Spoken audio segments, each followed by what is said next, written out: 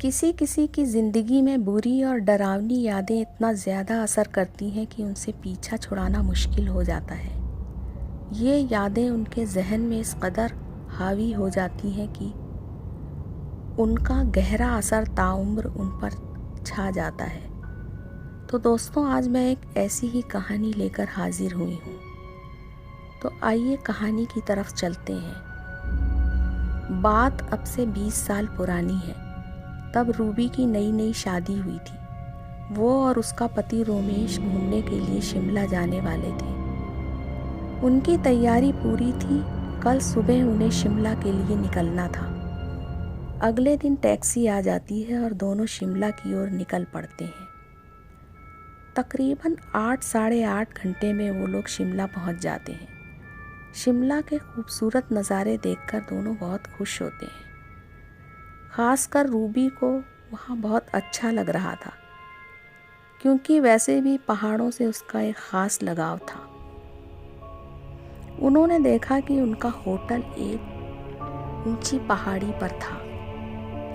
चारों तरफ ऊंचे ऊंचे देवदार के पेड़ थे। आसपास आबादी भी ना के बराबर थी। होटल काफ़ी पुराना लग रहा था। शायद ब्रिटिश काल का रहा होगा, क्योंकि उसकी बनावट ही यही बता रही थी। दोनों होटल में दाखिल होते हैं और रिसेप्शन पर पहुंचकर मैनेजर से बात करते हैं। चूँकि होटल उन्होंने पहले से ही बुक करा लिया था, इसलिए मैनेजर अपने एक मुलाजिम को बुलाकर कहता है कि सर को उनके कमरे तक पहुंचाओ और उनका सामान भी लेते जाओ। अब वो लोग कमरे में दाखिल होते हैं।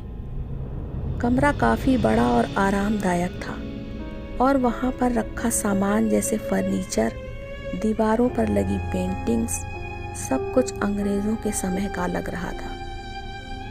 रोमेश कुर्सी पर बैठ जाता है और रूबी पलंग पर। दोनों ही काफ़ी थक चुके थे, क्योंकि 8 साढ़े 8 घंटे की सफ़र ने उन्हें थका दिया था। उन्होंने सोचा कि चाय कमरे में ही मंगवा लेते हैं। रूबी चारों तरफ देखते हुए कमरे का मुआयना कर रही थी। उसे एक अलग एहसास हो रहा था, क्योंकि आमतौर पर होटल सब एक दूसरे से मिलते जुलते से होते हैं, पर यहाँ पुराने ज़माने का फर्नीचर, खूबसूरत पुरानी तस्वीरें और हर छोटा बड़ा सामान किसी पुरानी विरासत की याद दिला रहा था। पलंग के ठीक सामने ही एक खूबसूरत पेंटिंग लगी थी। वो पेंटिंग 2 आँखों की थी। एक अजीब सी कशिश थी उन आँखों में। रूबी देखती ही रह गई। अब तक चाय भी आ गई थी। दोनों ने चाय पी और साथ ही इधर उधर की बातें करते रहे। 5-10 मिनट बाद रूबी ने सोचा, चलो हाथ मुंह धो लेती हूँ। इस समय शाम के 7:30 बज रहे थे और 8 बजे उन्हें डिनर भी करना था। रूबी बाथरूम में आती है। गीज़र में पानी गर्म था। अब उसने सोचा कि नहा ही लेती हूँ। नहाने के बाद कपड़े बदलकर वो वॉश बेसिन के ऊपर लगे एक बड़े से शीशे में अपने बाल ठीक करने लगती है। अब वो अपने आप को काफ़ी तरोताज़ा महसूस कर रही थी। बाल संवारते संवारते उसे शीशे में लगा कि उसके पीछे एक काली परछाई खड़ी है। उसने चौंक कर पीछे देखा तो पीछे कोई नजर नहीं आया। उसे लगा कि शायद उसे कुछ वहम हो गया होगा। अब रूबी बाथरूम से बाहर निकल आती है। उसने रोमेश से कहा कि वो भी फ्रेश हो जाए, क्योंकि अब 8 बजने ही वाले थे। 10-15 मिनट में उन्हें डिनर के लिए भी जाना था। रोमेश भी हाथ मुंह धोकर आ जाता है और दोनों ही कुछ देर में चल देते हैं। डाइनिंग हॉल में पहुंचकर देखते हैं कि इक्के दुक्के लोग ही वहां थे। शायद होटल दूर होने के कारण वहां कम ही लोग ठहरते होंगे। खाना खाकर दोनों कमरे में आ जाते हैं। दोनों ही काफ़ी थके हुए थे और उन्हें नींद आ रही थी। थोड़ी ही देर में दोनों गहरी नींद में सो जाते हैं। होटल के चारों तरफ सन्नाटा छाया था। और बाहर से झींगुरों और दूसरे जीवों की आवाज़ कभी कभी सन्नाटे को चीर देती थी। बहुत ही अजीब तरह का सन्नाटा छाया हुआ था। बाहर से ये होटल देखने में भी काफ़ी डरावना लग रहा था। अगले दिन सुबह रूबी की आँख खुल जाती है। थोड़ी देर बाद वो उठकर बाहर बालकनी में आ जाती है। सामने एक अद्भुत नज़ारा था। दूर दूर तक हरे भरे देवदार के ऊंचे पेड़ों का जंगल और सामने बर्फ से ढकी हुई चोटियां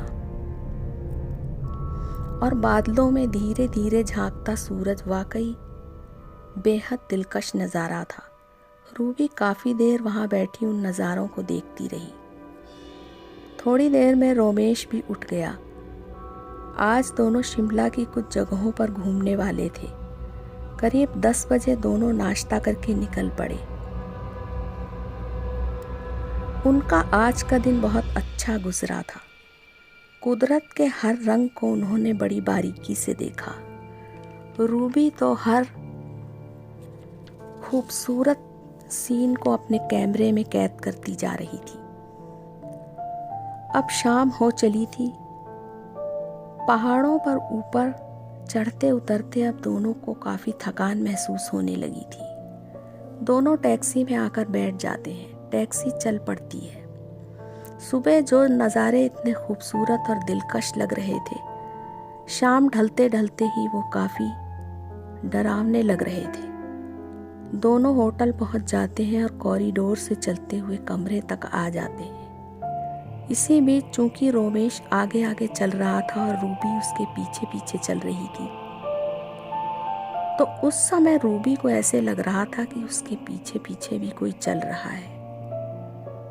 उसने 2-3 बार पीछे मुड़कर देखा तो कोई नहीं नजर आया। अब दोनों कमरे में आ जाते हैं। आज भी उन्हें काफी थकान हो गई थी। कुछ देर बातें करते उन्हें नींद आ जाती है। आधी रात को रूबी को कुछ बेचैनी और घुटन सी महसूस होती है। थोड़ी देर बाद ही वो उठकर बैठ जाती है। कमरे में 0 पावर की मलगजी पीली रोशनी फैली हुई थी। सामने आंखों की पेंटिंग पर नजर जाते ही रूबी को लगता है कि वो आंखें और बड़ी होती जा रही हैं और उनमें एक अजीब सा भाव आता जा रहा है। उन आंखों को देखते ही रूबी को एक डर का एहसास होता है और वो उनसे नजर हटा लेती है। सामने बालकनी की तरफ खुलने वाली खिड़की खुली हुई थी। रूबी की नजर वहां जाती है तो उसे ऐसे लगता है जैसे वहां कोई खड़ा हुआ है। अब वो पलंग से उठकर खिड़की की तरफ आती है और खिड़की के पास पहुंचकर बालकनी की तरफ देखने लगती है। बाहर एक रॉकिंग चेयर रखी हुई थी। उस पर रूबी की नजर पड़ती है तो उसे लगता है उस पर कोई बैठा हुआ है। ध्यान से देखने पर पता लगा वो कोई औरत बैठी थी जो चेयर पर झूल रही थी। रूबी ने धीरे से पूछा, कौन? लेकिन कोई जवाब नहीं आया। अचानक ही उस औरत ने अपना चेहरा रूबी की तरफ मोड़ दिया। उसके चेहरे को देखते ही रूबी पूरी तरह डर गई। एक बेहद खौफनाक चेहरा था। भयानक आंखें, काला रंग और अंधेरे में चमकते दांत, बिखरे हुए बाल, सब कुछ अचानक सामने देखते ही रूबी डर के मारे तेजी से भागती हुई बिस्तर पर आकर गिर जाती है। बालकनी में वो डरावनी औरत अब और जोर जोर से झूलने लगती है।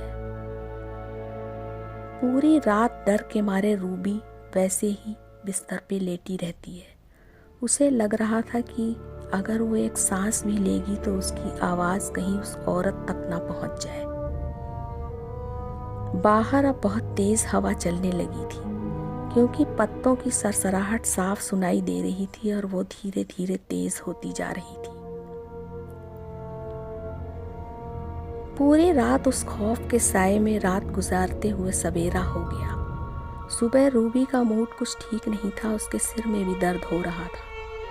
नीचे ब्रेकफास्ट करते समय रूबी ने रोमेश को रात की घटना बताई। रोमेश ने पहले तो उसे समझाने की कोशिश की कि हो सकता है उसने कोई डरावना ख्वाब देखा हो और ये सब ख्वाब में ही घटा हो। फिर उसने कहा, अगर तुम्हें जब भी कभी डर लगे तो मुझे ज़रूर बताना। आज भी दोनों नाश्ता करने के बाद घूमने के लिए निकल पड़े। ऊंची पहाड़ी पर बना मंदिर, एक दो और जगह घूमकर शाम को वो लोग मॉल रोड के एक रेस्टोरेंट में बैठकर कॉफ़ी पीने लगते हैं। इसी तरह थोड़ा समय गुजर जाता है और डिनर भी उन्होंने वहीं कर लिया। अब तक रात गहरा चुकी थी। दोनों होटल पहुंच जाते हैं। रूबी को अब एक अजीब सी फीलिंग आ रही थी, क्योंकि जहाँ भी वो नज़र घुमाती तो उसे लगता जैसे कोई देख रहा है, कोई उसके पीछे आ रहा है। और वो बार बार सोचती कि कहीं ये वही औरत तो नहीं है जो उसका पीछा छोड़ना नहीं चाहती है। दोनों कमरे में आ जाते हैं। रोमेश सोचता है कि जब तक रूबी को नींद नहीं आ जाती तब तक वो सोएगा नहीं। दोनों काफ़ी देर तक बातें करते रहते हैं, कैमरे की फ़ोटो देखते हैं और इसी तरह 1-1.5 घंटा बीत जाता है। रोमेश को अब लगा शायद रूबी को नींद आ रही है। देखते ही देखते कुछ देर में वो नींद के आगोश में समा जाती है। रोमेश भी पास पड़ी हुई किताब पढ़ते पढ़ते सो जाता है। इसी तरह रात काफ़ी गुजर जाती है। आधी रात में रोमेश बाथरूम जाता है, उसी समय लाइट चली जाती है। बाहर आने पर काफ़ी अंधेरा था। टेबल पर कुछ मोमबत्तियां रखी थीं।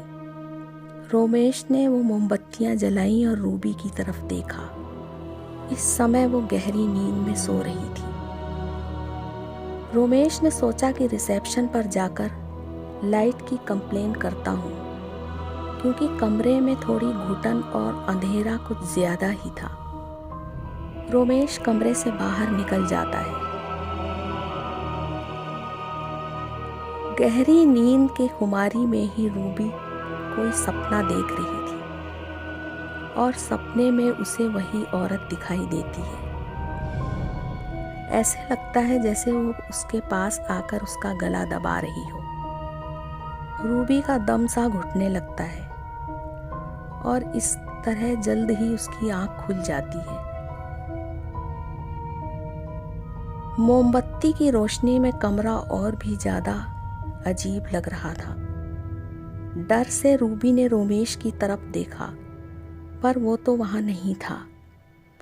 अब रूबी ने देखा कि सामने ही वो औरत खड़ी है। मोमबत्ती की रोशनी में उसका चेहरा और भयानक लग रहा था। थोड़ी देर में वो गायब हो गई। रूबी देखती रही। अंधेरे में ही अब रूबी ने करवट ले ली।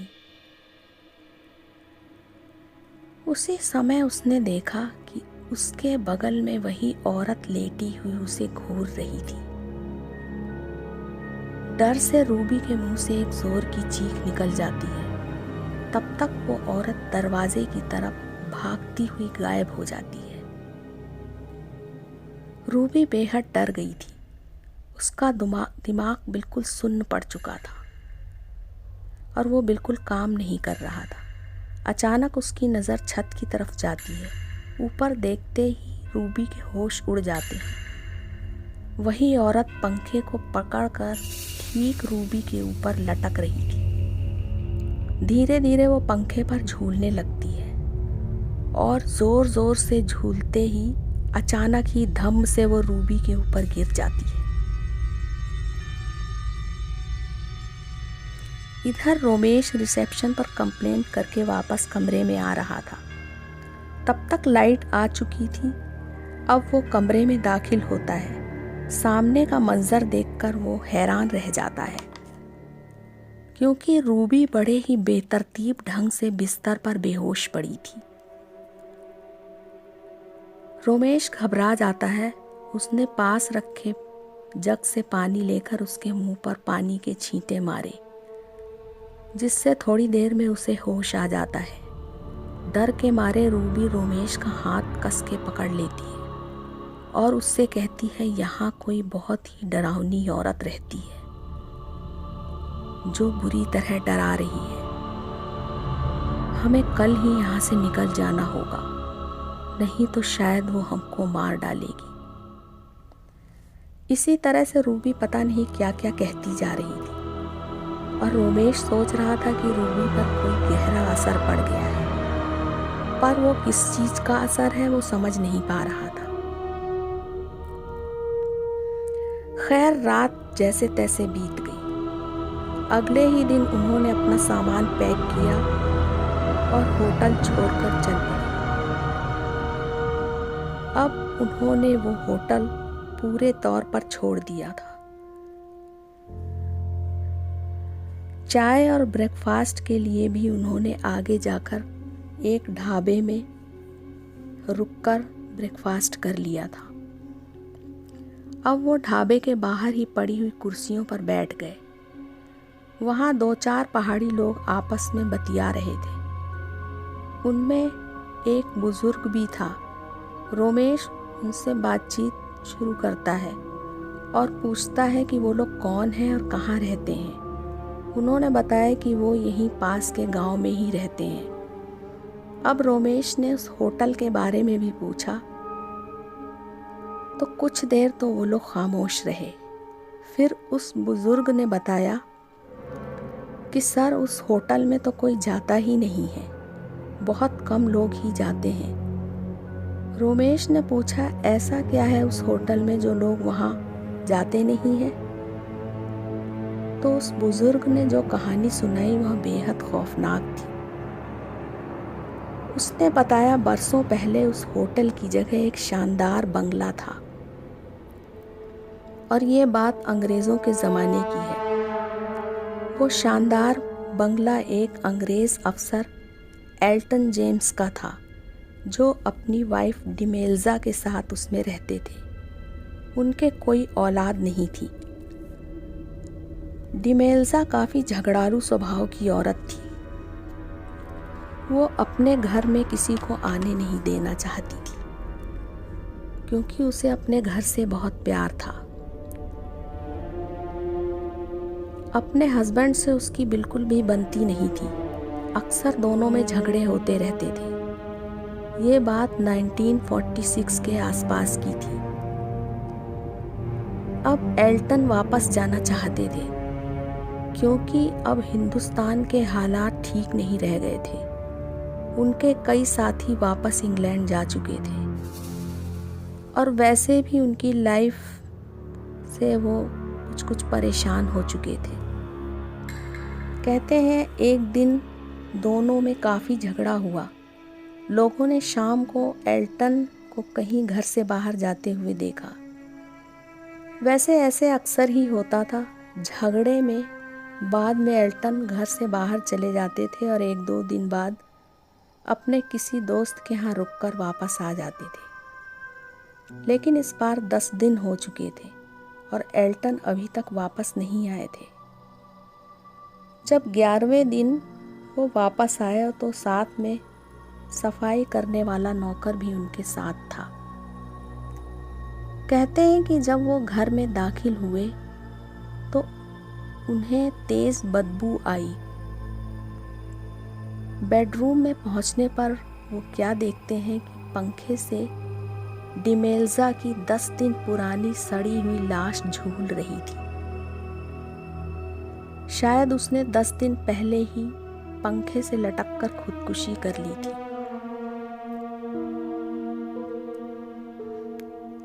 वैसे साहब कुछ लोग तो दबी जुबान से ये भी कहते हैं कि एल्टन ने डिमेल्जा को मारकर पंखे से लटका दिया था और उसे 10 दिन तक वैसे ही छोड़कर चले गए थे। तो ये बात लोग बहुत बताते हैं और अक्सर आप सुन भी लेंगे। बाद में देश आज़ाद हो गया तो एल्टन का बंगला सरकारी कब्जे में आ गया। फिर काफ़ी सालों बाद सरकार ने ऐसे खाली पड़े बंगलों की नीलामी करनी शुरू कर दी थी। ऐसी ही नीलामी में किसी अमीर व्यवसायी ने वो बंगला खरीद लिया और यहाँ ये होटल बना दिया। तो साहब होटल तो बन गया, पर डिमेल्जा मेम साहब की रूह अभी भी यहाँ वहाँ भटकती फिर रही है, क्योंकि अक्सर कई बार लोगों ने उसे होटल की बालकनी में, बगीचे में और कभी कभी खिड़की से झांकते हुए भी देखा है। तो दोस्तों, कहानी अब यहीं ख़त्म करती हूँ। आपको कैसी लगी मुझे ज़रूर बताइएगा और लाइक, शेयर और सब्सक्राइब भी कीजिएगा। साथ ही कमेंट्स बॉक्स में मुझे ये ज़रूर बताइएगा आपको ये कहानी कैसी लगी। इसके साथ ही मैं आपसे इजाज़त चाहती हूँ और अगली बार एक नई और रोमांचक कहानी के साथ फिर हाजिर होंगी।